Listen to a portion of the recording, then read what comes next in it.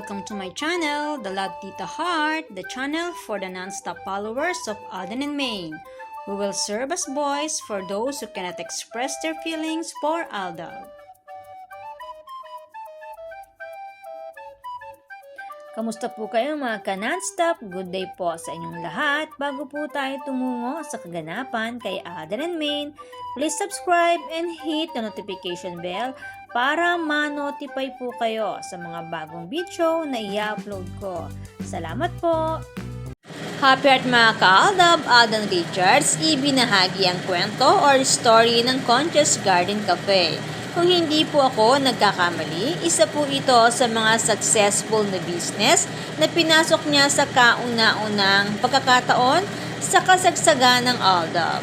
Naging masugid na customer si Alden ng naturang restaurant hanggang naging business partner siya nito.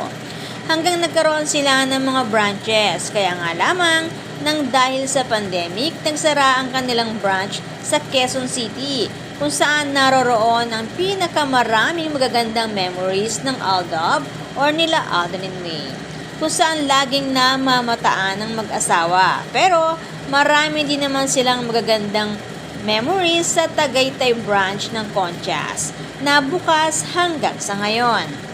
Samantala, congratulations kay Alden Richards bilang Best International Filipino Actor by Jinseo Arigato International Film Festival. Kaya naman nagpapasalamat si Alden Richards sa Jinseo Arigato International Film Festival sa pagbibigay sa kanya ng karangalan na ito. Ang ganitong pagkilala galing sa International Giving Body ay malaking karangalan sa nag-iisang pambansang Bay and multimedia star Alden Richards, na siya namang hindi maipagkakaila na sadya namang mahusay na aktor. Kaya naman sunod-sunod ang mga parangal na natanggap niya sa taon na ito. At isa si Alden sa numero 1 na mamayagpag sa mundo ng showbiz mula 2016 nang mabuo ang Aldab sa Itbulaga. Yes, matagal na siyang artista, 5 years bago nagkaroon ng Aldab. May pangalan na siya, may fans club. Pero hindi masyadong napapansin ng husay ni Alden. At sa loob ng 5 taon na yon, hindi nagawang mabago ang buhay ni Alden. Pero nang dumating sa kanyang buhay, si Maine Mendoza bilang kanyang better half sa Aldab, doon na nag-umpisang napansin si Pambansang Bay at nag-umpisang nabago ang buhay ng buong pamilya ni Richard Fokerson Jr. Kaya naman masasabing isang anghel si Nico Maine sa buhay ni Richard Jr., na siya naman ngayong kanyang asawa sa totoong buhay, noon, ngayon at magpakailanman. Ang inspirasyon ni Tisoy sa kanyang buhay sa araw-araw, kasama ang 3 nilang anak. Mrs. Nico Menday Fokerson ang nag-iisang babae sa likod ng tagumpay ni Richard Fokerson Jr. Ika nga, behind every successful man is a woman. Behind her is his wife. Kaya naman ganun na lang ka-successful si Alden sa lahat ng kanyang ginagawa. Ang nasa likod ng kanyang tagumpay, ang kanyang asawa, wifey Mengay Nita, ang nagsakripisyo para sa kanyang matagumpay na karir, tagumpay na para sa binuo nilang pamilya, Fokerson Jr. family. And speaking of tagumpay, congratulations Richard Fokerson Jr. para sa Certificate of Recognition na natanggap ng Binyan Highway 2023 Highest Sales in McCafe. Isa sa matagumpay na negosyo ng Fokerson family na dinaluhan ni Daddy Bay ang pagtanggap sa recognition dahil super busy si Alden at dahil very busy, ilang weeks din na hindi nakatakbo si Alden para sa kanyang morning run. But last Wednesday, may pag-post na si Alden ng kanyang morning run para naman sa kanyang pangarap na half marathon sa Italy, October 22, 2024. May pag-post din si Daddy Bay na tila ba ay easy na celebrate or nagse-celebrate ang Fokerson family.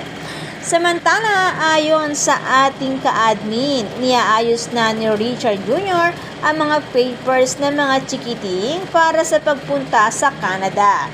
Tulad ng laging ginagawa nila Alden and Maine, ang mag-ninja moves palagi. Ika nga, hindi kakayanin ni Tisoy na malayo sa kanyang asawa ni Kumain Pocarson at sa mga anak nito ng ilang araw, lalo na kung ilang linggo or ilang buwan kapag ito ay nag-shooting sa malayong lugar or ibang bansa. Kaya naman asahan na for sure may makakakita sa kanila doon. At ayon pa sa isa nating nabalitaan, ayaw na dapat ni Alden na ituloy ang movie with Catherine. Kaya nga lamang ay nagmakaawa ang kampo or management ng babae na ituloy na ni Alden ang movie nila. At dahil dyan, pumayag na rin si Wifey Mengay na ituloy na lang ni Alden ang movie. Kaya naman lumalabas na napilit na lang si Alden na ituloy ang pelikula ng dahil sa awa. Kaya naman dali-dali ng sagawa ng gimmick para mai-promote kaagad ang tambalan ng dalawa para maihabol sa magiging showing nito sa Nobyembre. Gamit sa gimmick ang pagiging gentleman ni Alden sa kahit kaninong babae. Mapapans man ito kasama sa showbiz industry, sa katrabaho or sa mga staff at lalo na sa leading lady nito sa pelikula man o teleserye. Isa sa mga hinahangaan kay Alden ang pagiging gentleman, caring at thoughtful nito.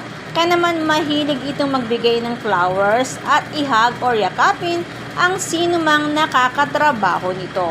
Kaya naman ang nakaugalian na ito ni Alden Richards ang ginamit na gimmick para palabasin na nanliligaw kuno ito kay Catherine. At para palabasin ang pagiging makulit nito, kailangan itong lasingin. Kaya naman mapapansin na ito ang unang nilang ginawa kay Alden Richards.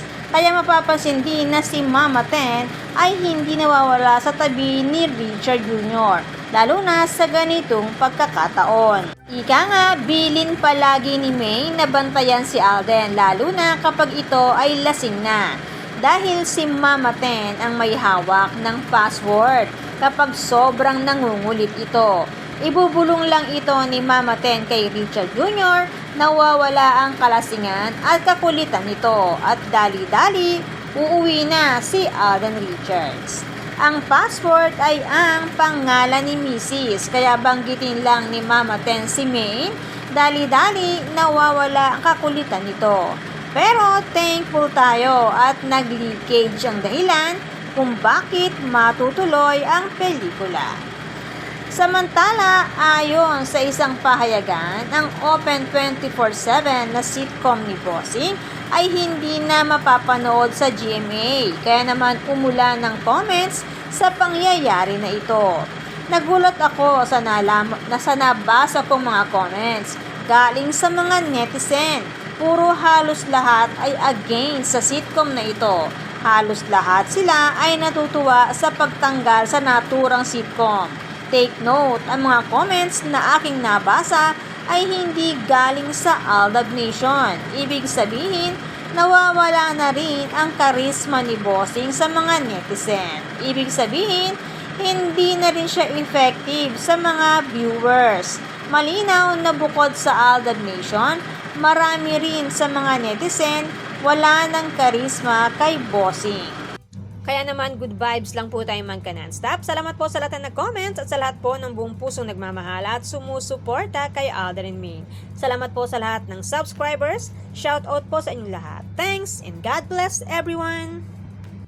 Salamat po sa lahat ng nag-comment. Shout out po sa inyong lahat. Sorry po, hindi ko na po kayo iisa-isahin. Sobrang dami po ninyo. Patunay lamang po ito na talagang lumalakas lalo at sumisigla ang buong fandom sa ganitong pagkakataon. Salamat po sa inyong lahat. Aldab lang ang malakas. Hangad ko po ang magandang kalusugan para po sa inyong lahat. Salamat po Aldab Nation and true-blooded Aldab Nation. Thanks, stay safe, and God bless everyone!